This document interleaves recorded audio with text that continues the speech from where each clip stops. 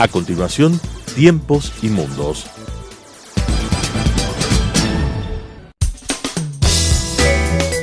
Clasificación A. Apto para todo público.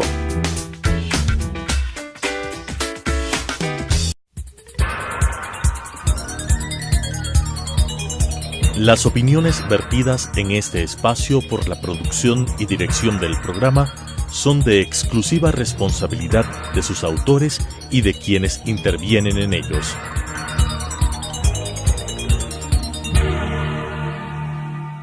Telesucesos Canal 29 UHF presenta Tiempos y Mundos, un análisis de los acontecimientos y las tendencias que en nuestro común planeta se producen día a día, con la conducción de Alan Cathay. Tiempos y Mundos. Tiempos y Mundos nuevamente va a tratar hoy día la situación que tanto nos interesa y preocupa como país, que es lo que va a suceder en nuestro vecino del norte, Colombia, que está afrontando dos circunstancias de singular importancia dentro de esta semana. El día domingo se van a celebrar, por una parte, elecciones legislativas, tanto para renovación del Congreso cuanto del Senado colombiano. Por otra parte, se va también a hacer una especie de primaria interna entre las diversas tendencias políticas colombianas para seleccionar candidatos que participarán en la elección presidencial del 27 de mayo y que casi con seguridad darán lugar a una segunda vuelta electoral que tendrá lugar el día 17 de junio próximos. Hace un mes analizábamos la circunstancia de cómo se había ido decantando el espectro político colombiano, y a ese momento la apariencia marcaba que dos candidatos que en ese momento lideraban de manera firme la elección podían ser los dos candidatos que entrarían a una segunda vuelta. Estos eran, por una parte, Petro y por otra, Fajardo. Fajardo había tratado de ubicarse dentro de un centro político no confrontacional, alejado de la tradicional política colombiana de confrontación y de polarización, y aparentemente lo había hecho con éxito. Sin embargo, la realidad que las últimas encuestas revelan nos muestran una situación completamente diferente. De una preferencia que hace un mes estaba en el orden del 20%, uno de cada 5 electores colombianos veían con buenos ojos esta posición de Fajardo, hoy día la situación cambió radicalmente. Al parecer, según las últimas encuestas, quienes encabezan las preferencias son dos candidatos extremos. Por una parte, el candidato Petro, que es un candidato que se presenta como alternativa de la izquierda colombiana, máxime ahora cuando se produce la retirada del candidato de las FARC por sus problemas de salud, y por otro, el candidato Duque, que es el candidato de la derecha colombiana, encarnada en varias corrientes que han apoyado esta tendencia a lo largo del tiempo. Estos dos candidatos hoy día representan alrededor del 50% del escenario total electoral colombiano. Y la situación de Fajardo ha sido dramática. Ha caído de prácticamente el 20% de la intención a alrededor del 12%, con tendencia a continuar bajando, al igual que todos los otros candidatos de las diversas tendencias, a beneficio de los dos candidatos que mencionara antes, que se perfilan como los ganadores de las primarias en sus respectivos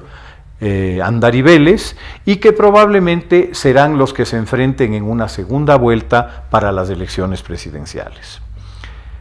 Con esta circunstancia vamos a analizar la realidad política colombiana de cara a estas elecciones con Eduardo Durán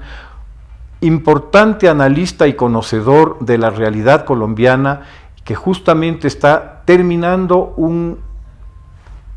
no voy a llamarle un libro porque realmente es casi 2 tomos, de investigación sobre la situación política de Colombia de cara a su historia de violencia y de enfrentamiento. Este análisis que hace Eduardo en su libro obviamente le convierte en un vocero muy autorizado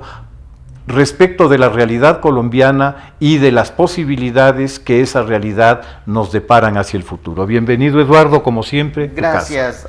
Alan. Sí, pues algunos aspectos de sentido histórico están muy inmersos en esta campaña electoral tan dinámica que ha tenido Colombia en esta oportunidad, tan dinámica y tan cambiante, porque efectivamente el panorama electoral ha ido de un candidato moderado de centroizquierda, Sergio Fajardo, respaldado por algunos sectores de izquierda incluso y ecologistas, de estar en la primera posición hace un año, me retrotraigo un tanto más atrás que lo que tú hacías, ha pasado a estar en un tercer lugar incluso muy bajo. La última encuesta marca, ya lo veremos con más especificidad, pues le está marcando incluso un 8%, lo cual ya revela pues una caída de casi 16 puntos desde que comenzara esta carrera electoral, lo cual es muy significativo. Pero bien, son factores históricos que están de por medio, pero también factores de coyuntura que un poquito explican esta polarización entre un candidato exguerrillero del M-19 izquierdista, alias Hilario, me parece dentro del M-19, y alcalde de Bogotá, precisamente con una connotación de profundo trabajo social que desde luego no fue lo exitoso que hubiese querido él mismo. Tiene algunos elementos críticos en Bogotá sobre la gestión cumplida, pero en fin, que se presenta con una palestra política de profundo cambio social en el país y que aprovecha una circunstancia de evolución del electorado colombiano, que ha pasado de una preferencia por candidatos de izquierda de apenas del 21% en el año 2006 al 32% en el año 2016, es decir, que la forma de pensar la idiosincrasia colombiana ha cambiado profundamente, y esto le ha permitido pues tener una posición electoral bastante importante en este momento y aprovechar aquellos condicionantes modernos que existen en Colombia de aspiración de cambio en las masas, de preocupación por la ideología, de obtener ventajas sociales. Hay que tomar en cuenta que el pueblo colombiano, la sociedad colombiana, es el país más polarizado en cuanto se refiere a riqueza y pobreza, junto con Brasil en América Latina. Estamos hablando que tiene uno de los índices Gini más altos del continente, me parece que es de 0.7, lo cual es tremendamente complejo en cuanto se refiere a la realidad social, y esto ha permitido una evolución en el electorado versus las preocupaciones tradicionales en cuanto a la seguridad, aspectos de mantener la fortaleza del Estado en cuanto a al trato con la delincuencia organizada, con la guerrilla, etcétera, que abandera el otro candidato que está siendo en este momento preferido y que está subiendo. Igualmente, si anotamos que Fajardo ha perdido estos 16 puntos, podríamos decir que prácticamente esa pérdida de Fajardo se ha ido al candidato Duque. Veamos el primer cuadro de encuesta, el cuadro 1, Colombia Encuesta 1, que es reflejo de la situación hace aproximadamente semana y media en Colombia. Tenemos al candidato Gustavo Petro, izquierda, al candidato Iván Duque, de derecha. Este es un candidato uribista. De hecho, pues hay que tomar en cuenta que aproximadamente hace unos 3 meses todavía no había una definición en el sector del uribismo sobre el candidato, y el momento de hacer las encuestas, los electores colombianos respondían a los encuestadores: yo voy a votar por el que diga Uribe. el 32%, y es reflejo de la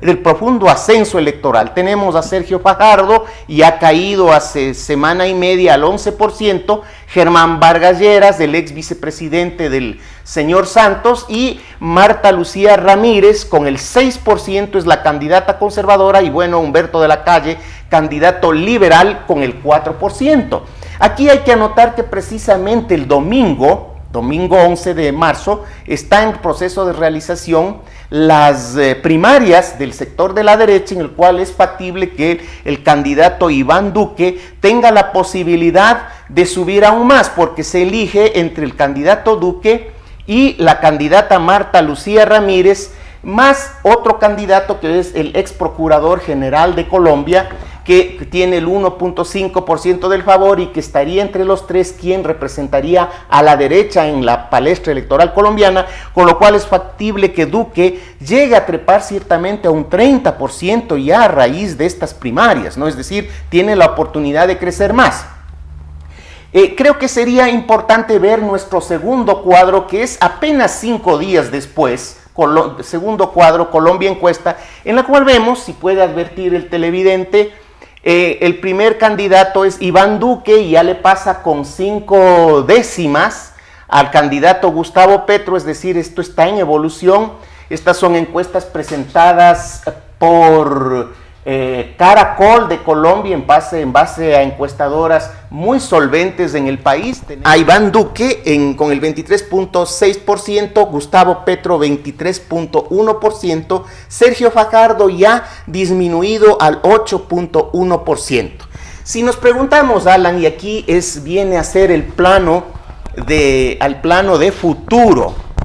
¿qué posibilidades electorales se da en el medio colombiano en lo inmediato? Ahí tenemos pues que entrar en lo que es tan frecuente, en este caso, las típicas resistencias, es decir, los topes de avanzada de los candidatos. En encuestas realizadas hace aproximadamente un mes atrás, se hizo esta pregunta y se descubrió que el candidato Petro no cuenta con el favor de ninguna manera del 55% de la población de Colombia. Lo cual, ciertamente, de pasar a la segunda vuelta, como anotábamos, esta segunda vuelta se realizaría en el mes de junio, de ser necesaria, el 17 de junio, ahí habría un tope en el crecimiento del candidato de izquierda versus una resistencia de solo el 35% del candidato Iván Duque, que es un joven político colombiano, es la primera vez que participa en elecciones presidenciales, en elecciones de amplio conocimiento nacional, y que fue seleccionado dentro del uribismo precisamente por sus capacidades, que creo que hasta el momento les va dando buen resultado. Resulta atractivo profundamente, al igual que resulta atractivo para los sectores contestatarios en Colombia el candidato Petro. Dicen que tiene una gran capacidad de agitación en la plaza pública, cosa que coadyuva además con una importante acción en las redes sociales. Eduardo, de lo que estamos viendo, vemos que Colombia nuevamente llega, aun cuando sea en el plano democrático, en este caso en el plano político, a la polarización. No logra Colombia salir de ese escenario de polarización, es decir, la firma de la paz con las FARC, que en cierta manera busca, o al menos ese era uno de los objetivos, acercar al país, integrar más al país. Sin embargo, vemos que en términos políticos lo que se está dando más bien es una polarización, que la posibilidad de una salida hacia un centro más dialogante, a un centro más, digamos, de consenso, no es una posibilidad política real todavía en el escenario colombiano. Creo que fue eso mucho la intencionalidad del pueblo colombiano, tomando en cuenta que habían vivido en una permanente polarización entre liberales y conservadores en su tiempo. Largamente, estamos hablando de 120 años de choque político entre liberales y conservadores. Creo que esa fue la intención cuando tuvieron la esperanza del candidato de centro izquierda, Sergio Fajardo. Lamentablemente parece que Fajardo resultó un mal candidato. perdió mucho en la acción electoral, respuestas inadecuadas. Yo mismo pude escuchar alguno de ellas sobre un tema ecológico, que dijo que eso se puede encontrar en Google versus la seguridad de la respuesta de Iván Duque. Eso se difundió mucho entre la juventud. El voto ecológico en Colombia, a propósito, es muy fuerte. De hecho, Petro, en alguna entrevista, cuando le preguntaron ¿por qué cree usted que está ascendiendo electoralmente?, y él dijo: por mi preocupación por la ecología. Obviamente hay otras razones, pero esto da la trascendencia de este tema entre el electorado colombiano, que está favoreciendo a los sectores de izquierda. Pero pese a estar apoyado incluso por el Partido Verde, por el partido del sector de la doctora Claudia López, una académica muy conocida en Colombia, pese a tener este apoyo, una pregunta sobre temas ecológicos, el señor Fajardo falló grandemente, lo que nos revela de que no le resultó un buen candidato. Antes de pasar a analizar la otra parte del programa, que es el problema fronterizo, de las fronteras de Colombia, pienso que es importante que dentro del análisis que hacemos de las fronteras y de la situación fronteriza, entendamos también el impacto que esa situación va a tener en el proceso político, ¿no? Justamente de lo que parece el establishment colombiano, el establishment político colombiano ha dirigido mucho de sus dardos respecto de la candidatura de Petro en relación a su proximidad, a su afinidad con el socialismo del siglo XXI, de su amistad con Chávez, de su muy buena relación en general con el gobierno venezolano anterior. Y de su proyecto político muy semejante. Pues, además, ¿no? Que se expresa con modelos que nosotros ya nos lo sabemos de memoria: asamblea constituyente, etcétera, que obviamente lo que van a determinar es generar una desconfianza, generar un sentido de pánico de la población colombiana, mayoritariamente contraria, como ya vemos y como nos lo comentas, en un 55% contraria a la candidatura de Petro, que van a expresar ese rechazo mucho en torno a esta situación que se da tanto con los antecedentes políticos de Petro, cuanto con una lacerante realidad que vive hoy día Colombia, que en su frontera norte está experimentando un éxodo masivo y de unas características realmente dramáticas desde Venezuela. Ahí tienes mucha razón, Alan. Ahí recuerdo otro estudio que se hiciese recientemente a nivel de encuesta, que le decía cuál es la mayor preocupación de los colombianos en este momento. Esta encuesta fue realizada a inicios de febrero y el 66% dijo que Colombia se convierte en otra Venezuela. Obviamente el vecino tiene un impacto negativo en cuanto a las preferencias políticas, que puede ser evidentemente decidora,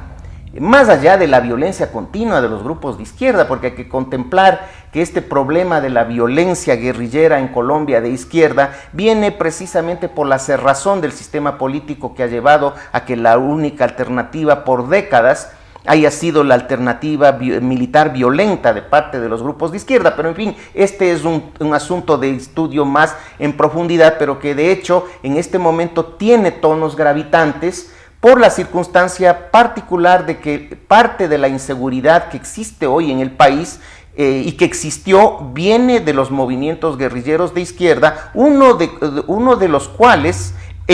cuales incluso el señor Petro militó en su tiempo. No era marxista el movimiento, el M19, pero ciertamente tenía afinidades con los sectores socialistas, socialdemócratas e incluso comunistas en cuanto se refiere a su pensamiento en ese sentido. Y en este caso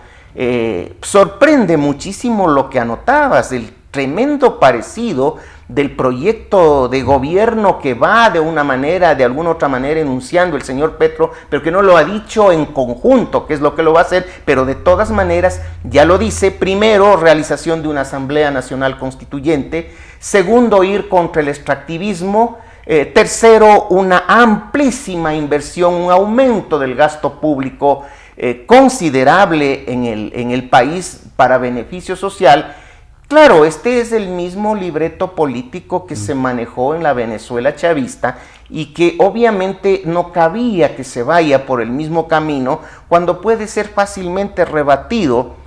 por el inteligente establishment colombiano, ¿no? En este sentido, el hecho de que ante la FM Radio, y era un punto que recordábamos conjuntamente con Alan, cuando le preguntaron al señor Petro, bueno, usted quiere educación universitaria gratuita, usted quiere conceder beneficios de este tipo en forma gratuita,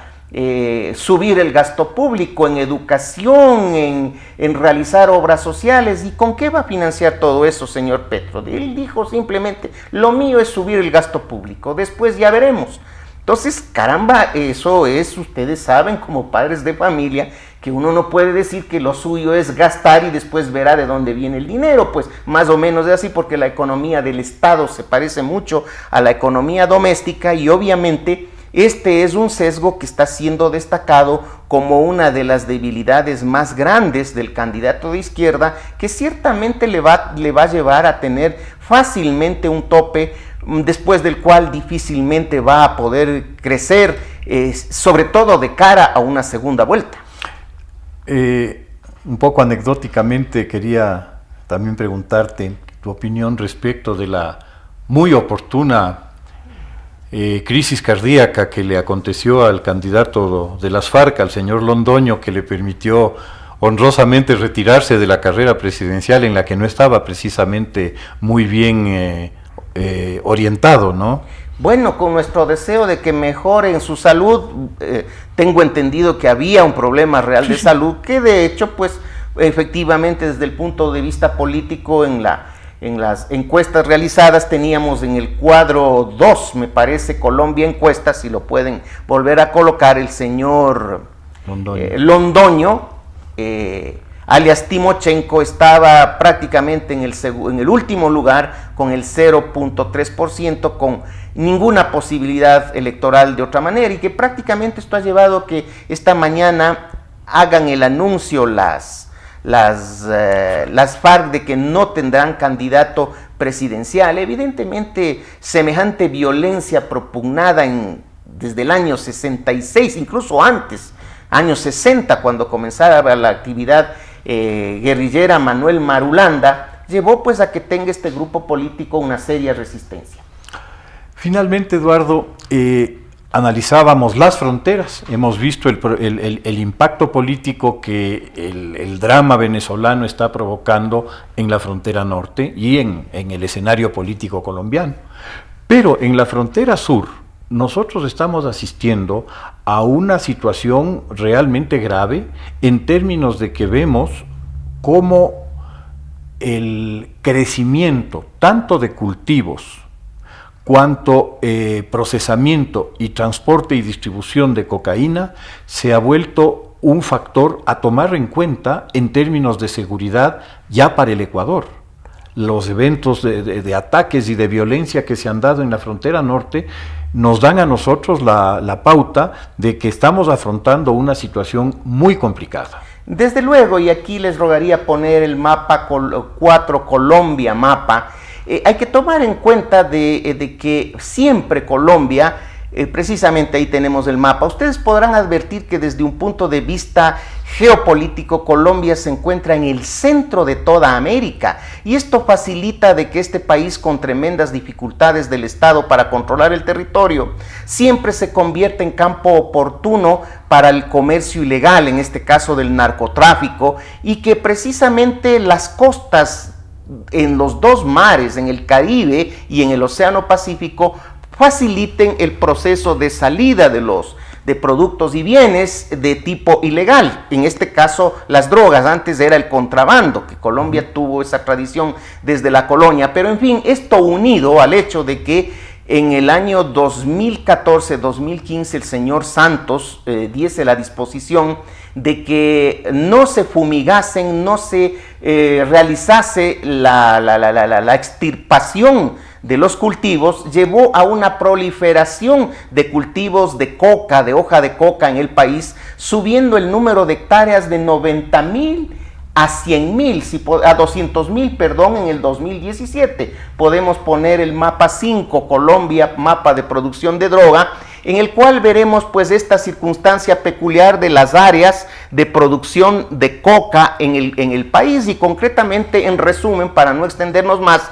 el problema en la frontera ecuatoriano-colombiana, el departamento de Nariño y el departamento de Putumayo, en donde precisamente están los campos más grandes de producción de coca. Dicen los analistas que en Nariño se produce tanta hoja de coca como en Bolivia, es decir, estamos hablando de cifras realmente considerables, y que llevan a que esta zona pues tenga en este momento un margen de inseguridad dramático, precisamente porque siempre fue, y aquí podemos poner el mapa 6, mapa Nariño, ahí vemos pues el departamento de Nariño en Colombia, aquí está la provincia de Esmeraldas, aquí está la provincia ecuatoriana del Carchi, y bueno, la Amazonía nuestra. Esto es pues lo que se llama Pacífico nariñense. Todas las áreas en rojo son las áreas que tienen una profunda inseguridad. Los matices hablan más que nada de los municipios que tienen dentro de la gravedad de este problema una connotación relativamente menor, pero las áreas más complicadas precisamente advertimos que es la del municipio de Tumaco, vecino a San Lorenzo. Por eso es que fácilmente el problema nos llega a nosotros y comenzamos a percibirnos de una situación bastante grave en términos tales de que cuando en el año 93 se eliminó a Pablo Escobar y en el año 95 se terminó con el cartel de Cali, esto pasó a ser producido por grupos pequeños y por mafias menores en Colombia, la producción de cocaína me refiero, y el control sobre el cultivo de la hoja de coca, sobre todo a partir de la importancia que tuvieron las FARC territorialmente, y fue aprovechado por las mafias mexicanas, las cuales comienzan a hacer el proceso de compra de la cocaína in situ, es decir, las mafias de Colombia ya no se encargan de exportar, simplemente producen la coca, y los mexicanos son los que llevan a costos realmente dramáticos. Hay que tomar en cuenta que el kilo de la hoja de coca en Tumaco es de el kilo de la cocaína en Tumaco es de $1,500. Al llegar a México ya vale $15,000, y en Estados Unidos, puesto en Estados Unidos, ya vale $38,000 el kilo. Es decir, estamos hablando de un negocio boyante que en buena medida les puede explicar a los televidentes por qué este negocio es tan rentable y atrae tanto a las mafias, y desde luego nos crea un problema directo, porque todo este campo de inseguridad, estos puntos donde, si ustedes pueden aprovechar, se encuentran unas metralletas, son los puntos donde están los grupos armados, las BACRIM, las bandas criminales, los disidentes de las FARC y los grupos del ELN, que también proliferan en esta área, y que desde luego esto acompañan con una violencia tremenda que perfectamente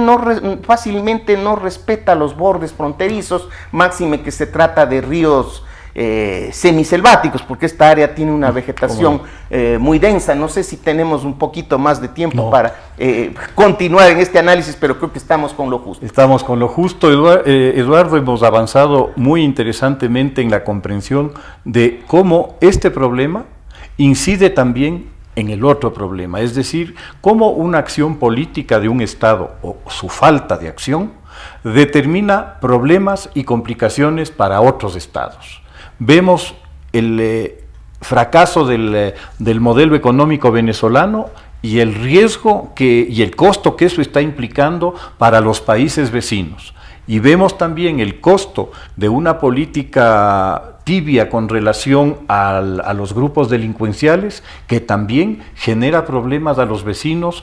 justamente por causa de la presencia del Estado, la falta de presencia del Estado en las zonas de frontera. Es por eso que es tan importante tratar de entender cuál es la realidad de nuestros vecinos, pues a la corta o a la larga nos va a afectar. Muchísimas gracias.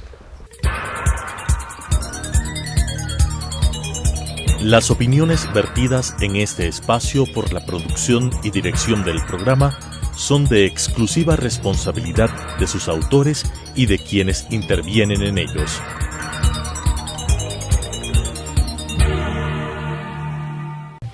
Telesucesos Canal 29 UHF presentó Tiempos y Mundos, un análisis de los acontecimientos y las tendencias que en nuestro común planeta se producen día a día,